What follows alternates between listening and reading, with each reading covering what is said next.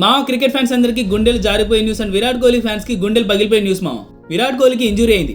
విరాట్ కోహ్లీకే కాదు, విరాట్ కోహ్లీతో పాటు ఇంకో ముగ్గురు ఇండియన్ ప్లేయర్స్ కూడా ఇంజూరీ అయింది. ఆ ఇంజూరీ ఏంటి, అసలు ఇప్పుడు ఆ ప్లేయర్స్ ఎలా ఉన్నారు, నిన్న జరిగిన ఇంట్రా స్క్వాడ్ మ్యాచ్ లో మన వాళ్ళ పర్ఫార్మెన్స్ ఏంటి, అసలు మనం బీజీటీ మీద హోప్స్ పెట్టుకోవచ్చా లేదా అనేది ఈ వీడియోలో డిస్కస్ చేద్దాం.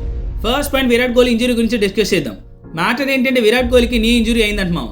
సిడ్నీ మార్నింగ్ హెరాల్డ్ వాళ్ళు రిలీజ్ చేసిన రిపోర్ట్ ప్రకారం గురువారం విరాట్ కోహ్లీ తన నీలో ప్రాబ్లం ఉందని స్కాన్ చేయించుకున్నారంట మామ. స్కాన్ చేయించుకున్నారు, ఇంజూరీ ఉంది, కానీ అసలు అది ఏ ఇంజూరీ అనేది స్కాన్లో అంత క్లియర్గా లేదంట. ఆ ఇంజురీని స్పెసిఫై చేయడానికి అసలు ఆ ఇంజురీ క్లియర్గా లేదంట. అందుకే అన్స్పెసిఫైడ్ ఇంజురీ అని రిపోర్ట్ని రిలీజ్ చేశారు. దట్ మీన్స్ విరాట్ కోహ్లీకి ఇంజురీ అయితే ఉంది, కానీ అది ఏ ఇంజురీ అనేది క్లియర్గా లేదు. సో ఇది జరిగింది గురువారం. అయితే మనోడు ఇంజురీని లెక్క చేయకుండా నేను ఇండియన్ ప్రాక్టీస్ మ్యాచ్కి అటెండ్ అయ్యాడు. దీన్ని డెడికేషన్ అనాలా, కేర్లెస్నెస్ అనాలా, మీరే కామెంట్లో షేర్ చేసుకోండి మామ.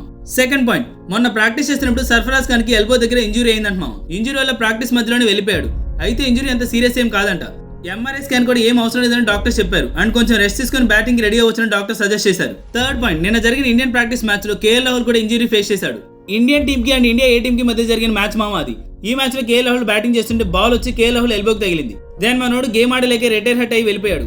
అయితే మేజర్ ఇంజరీ ఏం కాదు, ఫిజియో చేశాక సెట్ అయిపోయింది.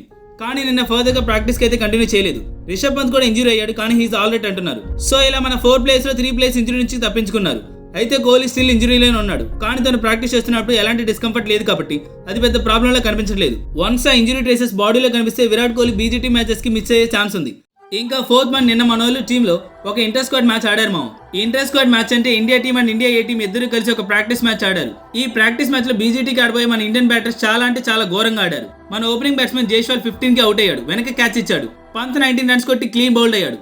బౌల్ చేసింది నితీష్ కుమార్ రెడ్డి. కోహ్లీ ఒక గుడ్ లెంత్ డెలివరీకి స్లిప్ లో క్యాచ్ ఇచ్చి 15 కి అవుట్ అయ్యాడు. కేఎల్ రాహుల్ మంచిగా 29 రన్స్ కొట్టి ఎల్బోకి బాల్ తగిలి ఇంజురీకి రిటైర్ హట్ వచ్చి వెళ్ళిపోయాడు.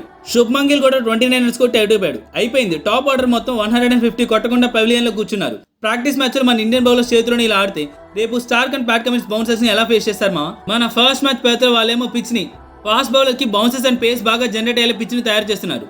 ప్రాక్టీస్ లోని ఇంజరీస్ అయితే రేపు మెయిన్ మ్యాచ్ లో మనోళ్ళు గ్రౌండ్ లో పడుకుంటారేమో. చాలదు మామ, చాలదు. వాళ్ళని ఎదుర్కోవాలంటే ఈ ప్రాక్టీస్, ఈ సత్తా ఇంకా సరిపోదు. ఇంకా గట్టిగా ప్రిపేర్ అవ్వాలి, ఇంకా స్ట్రాంగ్ గా ఆడాలి. సైని అండ్ నితీష్ కుమార్ రెడ్డికి వికెట్స్ పడిపోయేంత వీక్ గా ఆడితే రేపు మెయిన్ మ్యాచ్ లో లాస్ట్ టైం లాగా 36 కి అవుట్ అయిన ఆశ్చర్యపోవాల్సిన పని కూడా లేదు. మనోళ్ళు ఇంకొంచెం ఎక్స్ట్రా కేర్ తీసుకొని ప్రాక్టీస్ చేస్తే బెటర్ అని నా అభిప్రాయం మామ. సో దీని గురించి మీరేమనుకున్నారు, కామెంట్ చేయడం మాత్రం మర్చిపోకండి.